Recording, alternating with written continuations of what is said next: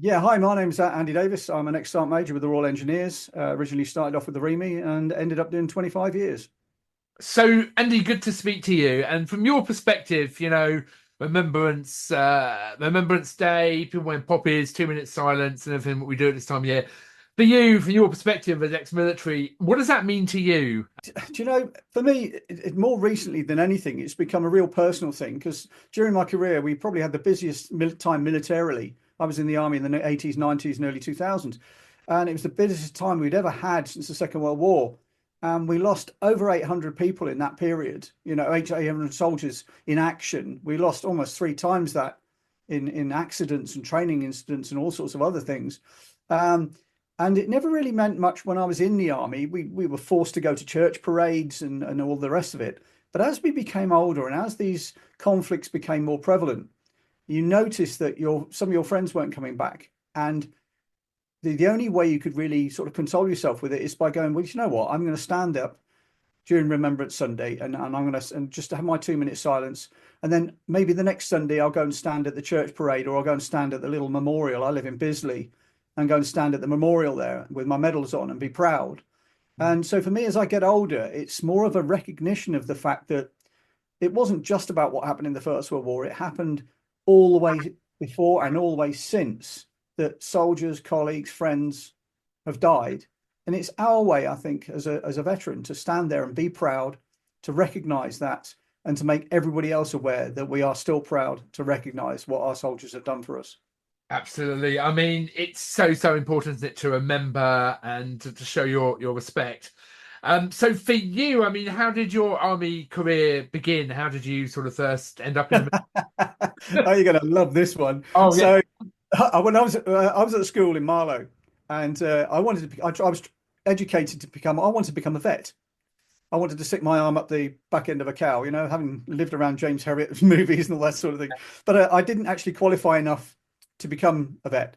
And my uncle, who was in the RMPs at the time, was about to leave the army. And he said, "Listen, young man, you're always taking televisions and thing apart and having a fiddle with cars. Why don't you join the army? Join the REME. That'll help you out. You get a career out of it."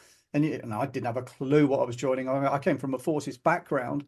My parents were in the RAF. Most of my other relatives were in the army. And so I joined, I went to Deep Cut.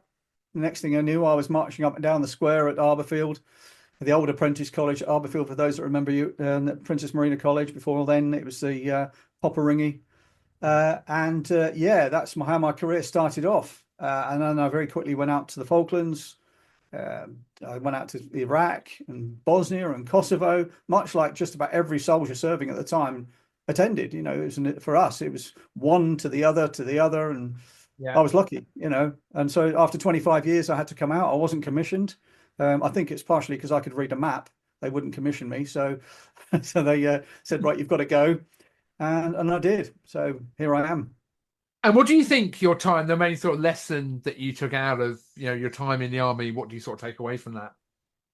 Well, it's essentially, when I left school, I really didn't have a clue about the world. I was cosseted by my parents who were in the forces, and all I really knew is the forces background. Um, but it changed me completely. It made me grow up very quickly. But then, having grown up, it showed me the world. It showed me all sorts of different societies. I think the only two continents I've not been on is the Antarctica and Australia.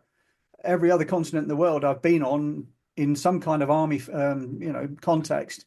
And it's shown me all sorts of different things and made me understand the world a lot better and made me a better person for it. Yeah. So some definite skills there that's transformed your life then. Yeah, I mean, I had a really good time. It was fantastic. I loved it. And lots of people maybe, thinking about joining the army. You see the adverts on the TV, encouraging to join up. I mean, what advice would you give to somebody that's, just starting out sort of at that point in their life, they're thinking, oh, I might look at this, what advice would you give? Do you know, I'm probably the wrong person to ask this now because I recently did an interview over at Aldershot at the barracks there, Yeah. and in front of me was about 300 complete strange people that I'd never met, all in uniform, all from different nations, all from different creeds, and I looked at these people and I went, "Do you know, I have nothing in common with you anymore because the world has grown so much around you. It's all about technology. It's all about um, well, it is. It's about tech. It's about fighting active wars with a technology that I could never even understand. Um, but overall, I'd say that the experience of being in the forces is all about the camaraderie. It's all about being with people who think like you do, all with a similar purpose, and it trains you to be something completely different. It trains you to be a much better person. It opens up your horizons. It makes you understand. And when you're working with such vast, organizations like the forces, which, oh, come on, I don't know what the current figures for the forces are. I think we've got about 80,000 troops, something like that. And you'll probably meet in your lifetime, probably, I don't know, at least 10% of that, and it's just amazing. So for a career, for a change in life, for an adventure, for an experience, joining the forces, whether it's the army, the navy, the RAF, whichever, even the police or the fire brigade, it's something completely different to anything you'd ever experience in Civvy Street, and it changes you. It does make you a completely different person. Coming out of the army and going back, especially after something like 20 or 25 years, I mean, that must be quite hard to adjust.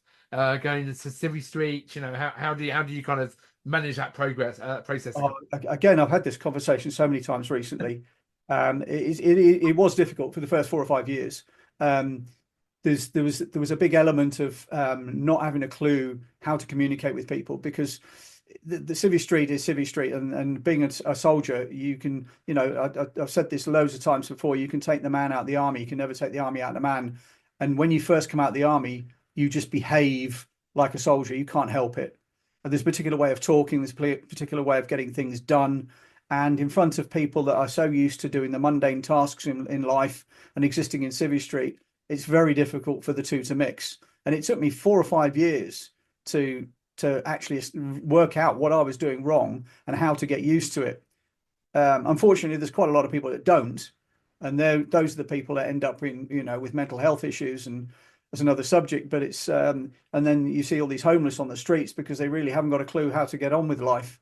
And it's not because they're lazy, it's not because they're stupid, it's just they do not understand what Civvy Street is all about. So it is really difficult. Now, fortunately, 20 years on from leaving, I left in 2002. I've now got an excellent job. I'm working full time. I'm married. I'm happy. I fully understand what my issues were then, and I've become a counsellor.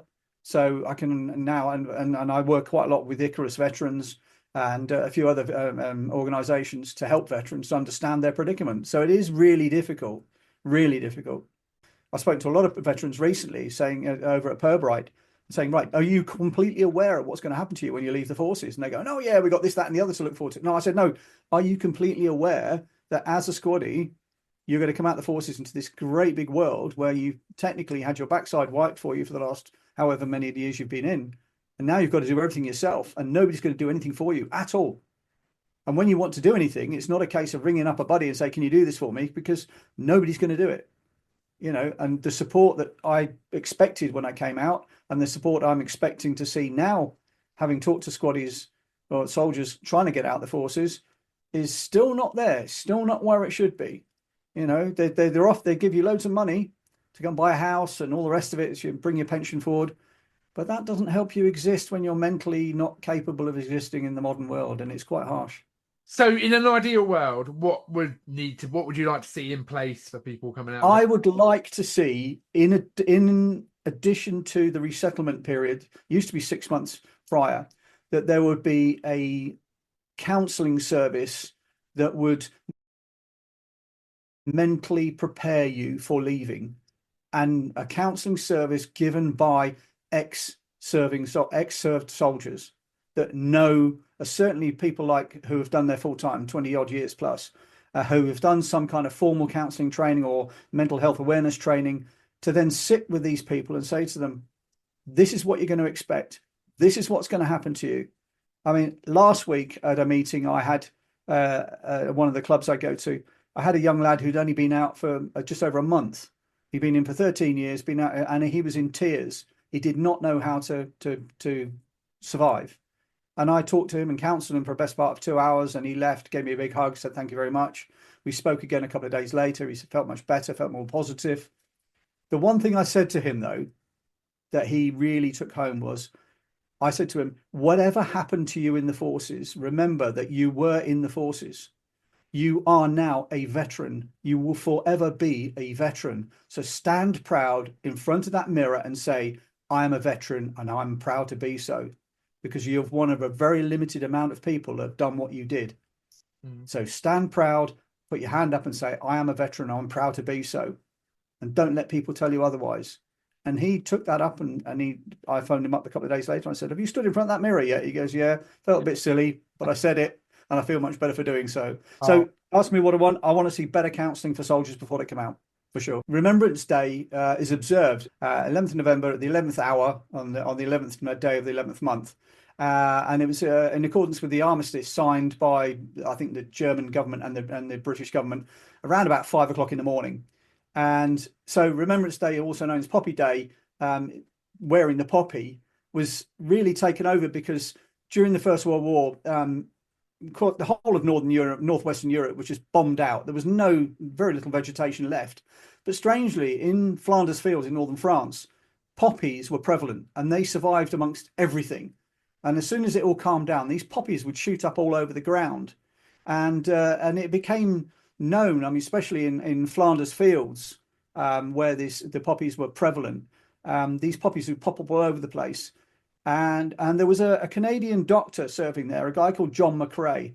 I can't remember his rank. And he wrote and hence thereafter promoted this poem he wrote called Flanders Fields. And if I may, I'll just read it out to you. Yeah. So this was written by John McCrae. In Flanders Fields the poppies blow, between the crosses row on row that mark our place, and in the sky the larks, still bravely singing, fly scarce heard among the guns below. We are the dead short days ago. We lived, felt dawn, saw sunset glow, loved and were loved, now we lie in Flanders Fields. Take up our quarrel with the foe, to you from failing hands we throw, the torch be yours to hold it high. If you break the faith with us who die, we shall not sleep, though poppies grow in Flanders Fields. Now that poem was written by John McCrae and a woman called Anne Guerin. She started off this organisation afterwards, and she established the first Poppy Days to raise funds for the veterans, widows and orphans, and Liberty Bonds, again, for the Americans, and worked with charities like the Red Cross.